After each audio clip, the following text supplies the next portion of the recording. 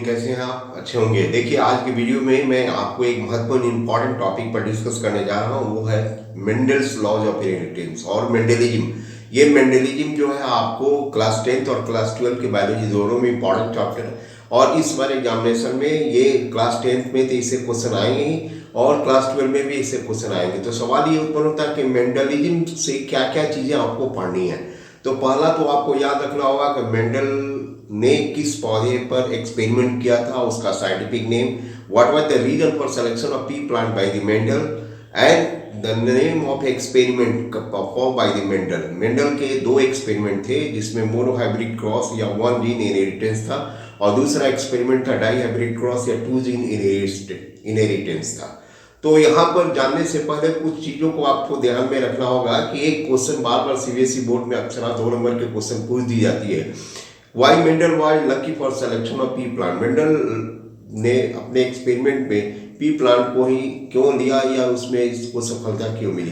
तो इसके पीछे रीजन दिया जाता है कि pea plants are self pollinated plant, they are easily available plants, results were getting a real and presence of 7 pair of contrasting character. अब ये कंट्रास्टिंग कैरेक्टर्स क्या होते हैं? तो कंट्रास्टिंग कैरेक्टर्स वैसे कैरेक्टर्स होते हैं which are found in pairs and opposite to each other. इनको हम लोग एलील्स भी कहते हैं।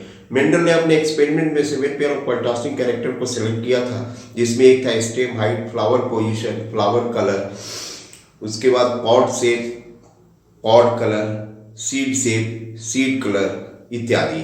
कुल मिलाकर ये 7 पेयर ऑफ कंट्रास्टिंग मतलब आपको 14 कैरेक्टर्स लिए गए थे। अब आ जाइए मेंडल के जो दो एक्सपेरिमेंट थे। तो पहला एक्सपेरिमेंट कहता है मोनोहाइब्रिड क्रॉस या वन जीन इनहेरिटेंस। इसमें एक tall plant co dot plant से क्रॉस कराया गया और F1 जनरेशन में देखा गया कि टॉल और डॉट दोनों थे। फिर इनको आपस में जब सेल्फिंग कराई गई तो देखा गया कि F2 जनरेशन में जो पेरेंटल कैरेक्टर सेग्रीगेट हुए वो टॉल और डार्क थे। इनका फिनोटाइपिक रेशियो 3:1 आया था और जीनोटाइपिक रेशियो 1:2:1 आया था।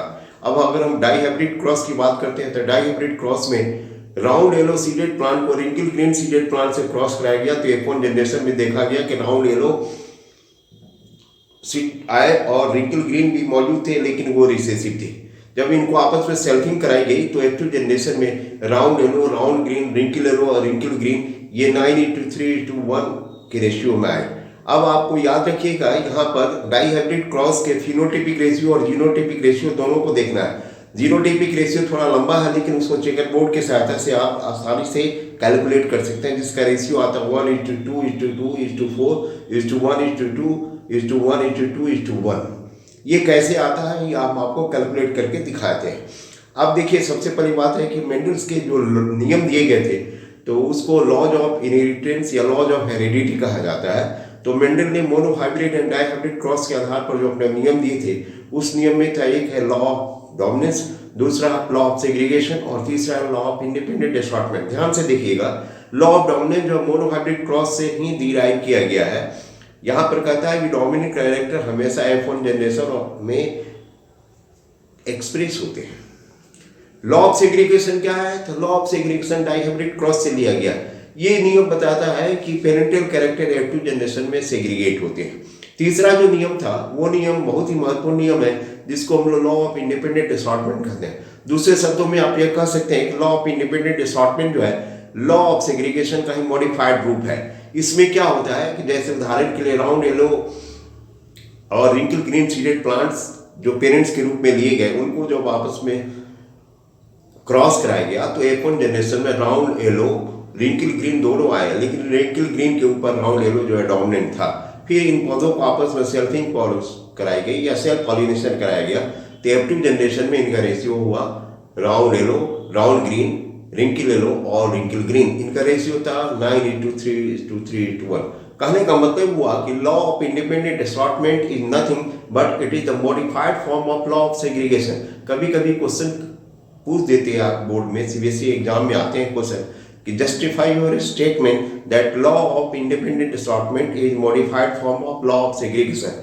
Obviously law of independent assortment is modified form of law of segregation. ये बिल्कुल सही है।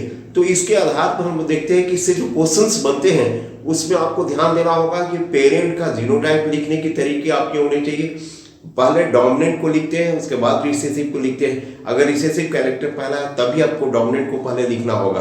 इसको हम लोग चेकर बोर्ड या पनेट स्क्वायर, सवाल इस पर होता है चेकर बोर्ड या पनेट स्क्वायर क्या होता है। तो चेकर बोर्ड या पनेट स्क्वायर वैसी डिवाइस होती है जिसके सहायता से गैमेट की प्योरिटी को हम लोग चेक करते हैं और ये 100% एक्यूरेसी करता है। इसी के आधार पर मेंडल के सारे दोनों के दोनों एक्सपेरिमेंट बेस्ड थे और इसी एक्सपेरिमेंट के आधार पर मेंडल ने नेम दिया था।